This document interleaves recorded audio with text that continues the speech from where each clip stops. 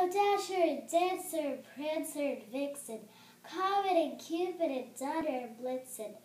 But do you recall the most famous reindeer of all? Rudolph the red-nosed reindeer had a very shiny nose, and if you ever saw it, you would say it even glows.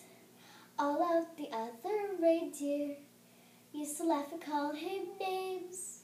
They never let poor Rudolph do it in any reindeer games. Then one foggy Christmas Eve, Santa came to say, Rudolph, with your nose so bright, won't you guide my sleigh tonight? Then how the reindeer loved him as they shouted out with glee, Rudolph the red-nosed reindeer, you'll go down in history